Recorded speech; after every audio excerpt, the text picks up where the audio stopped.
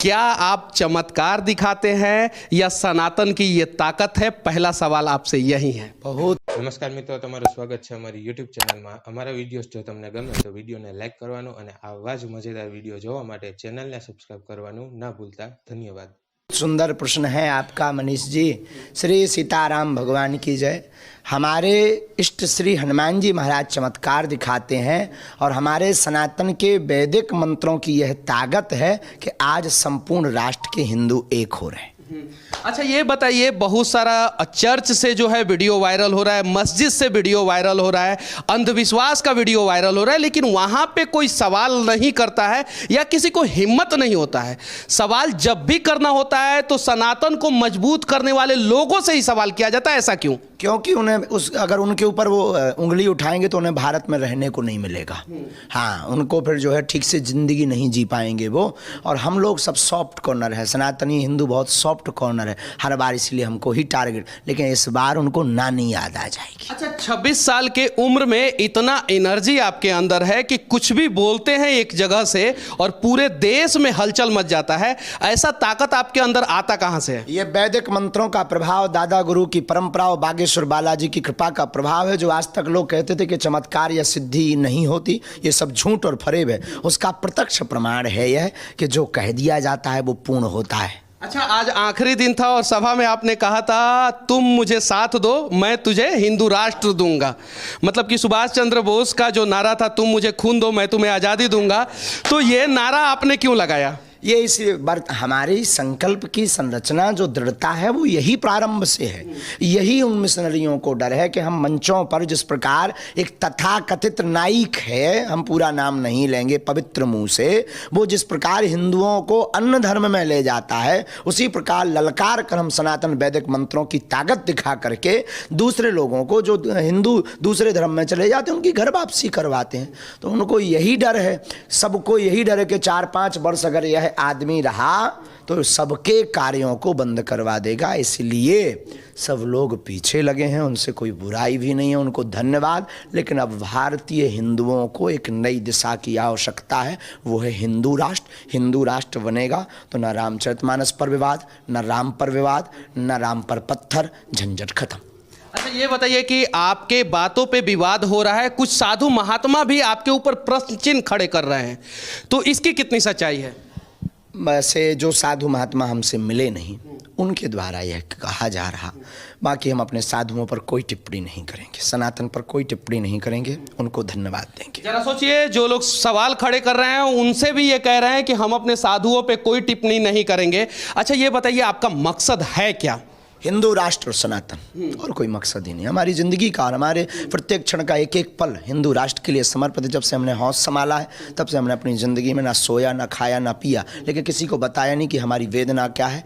आज हमारी वेदना हमने सबके सामने प्रकट की। हमारी वेदना सिर्फ हिंदू राष्ट्र। अच्छा, दुनिया का सबसे पुराना धर्म कौन सा है? सनातन। अच्छा, दुनिया में कोई ऐसा देश है जो सनातनों का देश हो, हिंदू राष्ट्र हो, ऐसा कोई देश है? अभी तक तो हमने नहीं सुना है। क्यों नहीं है? उसका मूल कारण हिंदू बहुत सोया हुआ है और उसका मूल कारण सब एक दूसरे की टांग खींच रहे हैं। उसका मूल कारण आप जैसे हमारे जैसे लोग हैं जो हिंदू का साथ नहीं दे रहे हैं। हिंदू होते हुए भी हिंदू संतों में, हिंदू लोगों में, सनातन की बात करने वाले लोगों में कमियां खोज रहे हैं। पहला दिन जब आप छत्तीसगढ़ की राजधानी रायपुर में जब आए थे तो क्या आपको उम्मीद था कि इतना बड़ा पंडाल जो आपने बनाया है इसमें 4 से 5 लाख लोग, 6 लाख लोग जो है एक साथ आएंगे और आपका कीर्तन सुनेंगे? बालाजी की बड़ी कृपा है, आज तक जहाँ जहाँ कथाएं हुई हैं, जो जो बनाया है वो कम पड़ा है और हमें अपने इष्ट पर भरोसा है। लोगों के लिए हमारा भाव नहीं है, सनातन के लिए और अपने इष्ट के लिए हमारा भाव है, वो पूर्ण कर देते हैं। संपत्ति के बारे में क्या कहना चाहते हैं?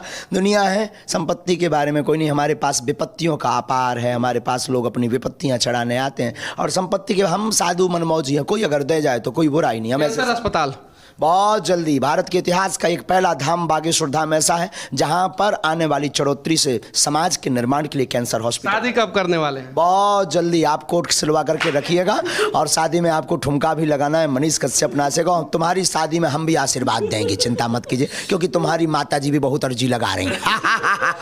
चलिए यहाँ से हमारा ये प्रयास आप लोगों को कैसा लगा और बागेश्वर बाबा के बारे में, धाम के बारे में क्या सोचते हैं, धीरेन्द्र शास्त्री जी महाराज के बारे में आप लोग क्या सोचते हैं, कमेंट करके जरूर बताना। साथ ही साथ इनका जो लक्ष्य है वो पूरा होगा कि नहीं होगा, इसके बारे में भी आप लोग जरूर राय रखना। अच्छा ये बताइए, इतना ताकत के पीछे कहीं कोई पॉलिटिकल पार्टी तो नहीं आपके पीछे खड़ा? तक नहीं, हम किसी हमारी खुद की पार्टी है बजरंगबली पार्टी, उसका निशान मुकद्दर है, उसका नारा जो राम का नहीं वो किसी काम का नहीं, vote for you my dear everyone. अच्छा, आज हम लोगों ने देखा कि बहुत सारे लोग जो है आपसे मिलने के लिए आपके ऊपर धक्का मुक्की करते हैं, लेकिन आप उस बीच में भी मुस्कुरा रहे थे, जैसे बहुत सारा भीड़ था, तो कैसे हैंडल कर पाते हैं? वो अपने लोग हैं, अपना प्यार है। अब उनके धक्कों से ही अगर हमारे मन में क्रोध आने लगेगा तो फिर उन पर क्या बीतेगी जो प्रेम को पाने के लिए आए हैं। उनका हृदय अर्जी खुलता है आपके यहाँ, वो स्क्रिप्टेड रहता है क्या? हाँ, उसके लिए तो आपको दरबार सामने देखना चाहिए। तो 40 मीडिया ने देखा है और लगभग नेशनल चैनलों ने देखा है। भारत के इतिहास का पहला दरबार, वैदिक मंत्र की परंपरा को ताकत बताने वाला पहला दरबार ना, ऐसा नहीं, बहुत अनेक हैं, पर जो आज बालाजी की लीला है वो हम ये नहीं कहते कि सिर्फ हमारा है, हम हैं ऐसा नहीं, बागेश्वर बालाजी है इसलिए ऐसा है। अच्छा, एक और सवाल, कड़वा सवाल, कौन से सरकार को आप सपोर्ट करते हैं? हमारे बजरंगबली सरकार, जो राम के हैं हम उनके हैं। जो बजरंगबली भगवान की महिमा को गाएंगे, राम की महिमा को गाएंगे, हमारा हमारी तो उल्टी सरकार से मांग है, हमें आप मकान दीजिए या ना दीजिए, आप रोड दीजिए या ना दीजिए, आप हमारी सिक्योरिटी छीन लीजिए, पर भारत में अच्छी शिक्षा दे दीजिए। चलिए, बहुत अच्छा लगा कि एक साधु महात्मा, एक संत, एक युवा जो है ये मांग कर रहे हैं कि अच्छी शिक्षा दीजिए। बाकी इनकी बातें और हमारा ये प्रयास आप लोगों को कैसा लगा कमेंट करके जरूर बताना। जय हिंद।